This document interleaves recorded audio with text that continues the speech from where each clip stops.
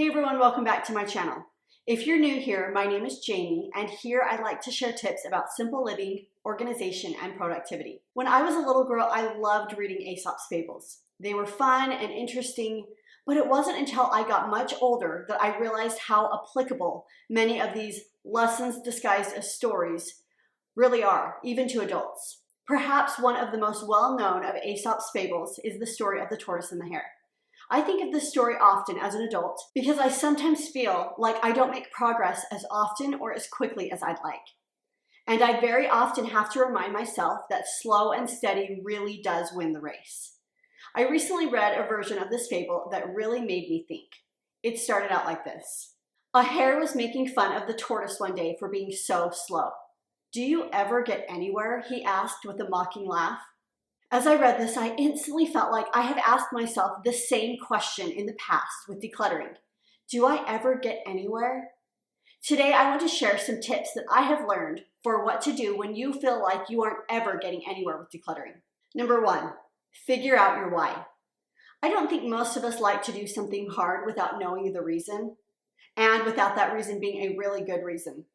So figure out why it is you're decluttering. For some, it might be that you need to downsize for or move, or that you don't want to leave a burden for your children when you're gone. My why was because I wanted less to maintain so that I could live more of the life that I wanted to live. Number 2, take a break and make a plan. I'm a firm believer in giving ourselves a break when we're feeling burned out. Sometimes it's a day or sometimes it's a few days. Be reasonable and make sure that you are taking a break and not just procrastinating. Decide how many days would be reasonable and make a plan to come back after that many days. Put it on your calendar as the day you're going to start decluttering again. If you need someone to hold you accountable, tell a family member or friend what your deadline is and ask them to check in with you on that date. Number 3, reframe. Several years ago, I heard habits expert Gretchen Rubin talk about the concept of reframing. In essence, this is a term for changing your mindset from something that is hard and cumbersome that we have to do to something that we get to do. Now, I'm not proposing you fake hype yourself up to declutter, but I am proposing that you take your mindset about how hard decluttering is and change it to decluttering is something that is going to help you and make your life easier. Think of it as a service to yourself instead of a task that is hard. And with that, number 4, think about pain points. Is there a closet or a drawer that you always have to open slowly or close carefully so nothing falls out and you can still never find what you need? Think about how nice it would be to open that closet or drawer freely and get what you need right away. Think about how much time you spend looking for things, how much money you spend buying things that you know you have somewhere but you just can't find. Also, think about what it is that you hate taking care of. Do you have a houseplant that always seems to need more care than you want to provide? Do you have a lot of stuff in your flood-prone basement and you're constantly worried that you'll soon be cleaning up a soggy mess? What is it that you worry about? Do you have things that weigh on your mind because you hope that they aren't getting ruined or that they will still be good when you need them? Thinking about those pain points often helps us rationally work through the process to see how much better our lives would be without so many things. Number 5, talk to a trusted family member or friend, preferably someone who is honest and non-judgmental. Often getting someone else to help you declutter is helpful because sometimes they can give you a perspective on certain things that are hard for you to get rid of. This can also be helpful if you need help parting with a certain item.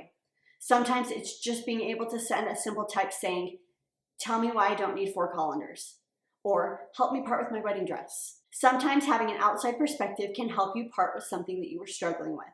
A while back, I was talking with some friends about decluttering. I mentioned that I had really wanted to get rid of my wedding dress, but I was a little hesitant because it seemed that no one parted with their wedding dresses these days in case their daughter wanted to wear them. I mentioned that I was sick of keeping it and having it to take up space on the off chance that my daughter will wear it in 20 years. 2 friends both agreed with me. They were sick of storing their wedding dresses and didn't want to keep them. The 3 of us decided that we would sell our wedding dresses. It was an unexpected burst of momentum, and while my wedding dress still hasn't sold and I may have to end up donating it, I'm more committed to letting it go than I ever have been, thanks to the conversation with some friends. And in case you've ever been the recipient of someone helping you part with something, make sure to return the favor when someone else needs you to be their decluttering sounding board. Number 6, be honest with yourself. For years, I had an ice cream maker that I rarely used. I had dabbled with different recipes, but never found one that I loved and that I felt like was worth the effort. My husband and I kind of consider ourselves ice cream connoisseurs, so it only made sense that we should love the ice cream that we were eating. As we made one of our decluttering passes through our pantry, we debated about whether or not we should keep the ice cream maker. When being completely honest with ourselves, we came to terms with the fact that we had never been able to make ice cream that we considered really good. We realized that we would rather splurge on really good store-bought ice cream from time to time than to put in the time and effort to make our own ice cream at home. We decluttered that ice cream maker and never once have we missed it. I also haven't missed seeing that ice cream maker in the pantry and feeling a wave of guilt coming over me that I'm not using it and I should be using it and I need to find a really good recipe, and on and on. Being honest about what things you will really use, not should use or need to use, allows you to let go of things so that you're able to live a life that you really want to live and have a home that you really love. Number 7, try decluttering a different area. Maybe you're stuck on something that is particularly hard. Moving on to something that isn't as hard will help you to continue to progress in decluttering, and it will also help you gain momentum. Often what we're lacking when it comes to decluttering motivation is simply momentum. We need momentum to help us keep going. Decluttering something easier helps us get that momentum in the same way that when you don't feel like doing anything, simply getting up and doing something often leads to doing something else and then something else. If you think you may not have anything that is easy to declutter, look around. Look especially for something that isn't sentimental or tied to your hobbies. Maybe it's the glove box in your car or your medicine cabinet or your fridge. Getting rid of old and meaningless receipts, expired medications, or old condiments may help you get the momentum that you need to get going on harder areas. With that in mind, in my video, 7 Do's and 7 Don'ts for Decluttering, I talked about a couple of areas specifically that I don't suggest starting your decluttering in. Those are sentimental items and hobby items. Those areas are notoriously hard for a lot of us because they're things that are tied to the past and sometimes they're tied to our identity. While these areas can't be avoided indefinitely, don't start here and don't expect to move quickly when you do get to these areas. If you're in one of these hard areas and you're stuck, the tips I mentioned earlier may be helpful. Leave and find a spot that is easy to declutter and do that before coming back to the hard area. Number 8, use the strategy of pairing. I've talked about this in some of my other videos, but pairing something that you're not looking forward to, like decluttering, with something that you enjoy, like listening to a podcast, makes the hard thing seem not so hard and maybe even a little enjoyable. And in using the concept of reframing that we talked about earlier, instead of telling yourself, I have to declutter, you can reframe the situation to yourself and say, I get to listen to a podcast. This is a small trick, but one that can make a big difference. Number 9, try adding decluttering as an action item on your calendar, to-do list, planner, or however you plan your days. Set aside just 15 minutes each day for decluttering.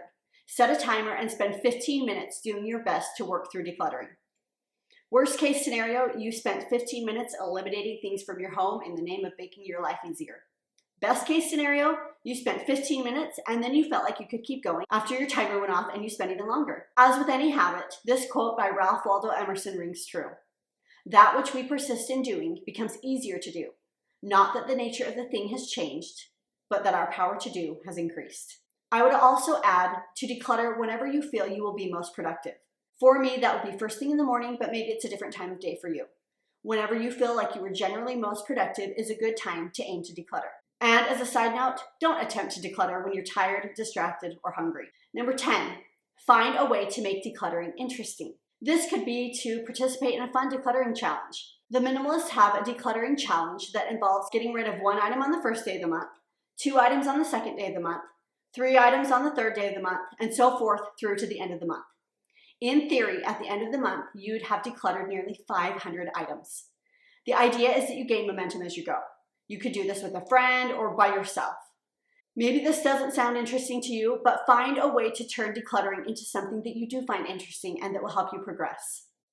Maybe it's to pair up with a friend and challenge each other to see who can declutter the most items by the end of the month. Or maybe it's just rewarding yourself with a treat when you declutter X amount of items. The possibilities are endless.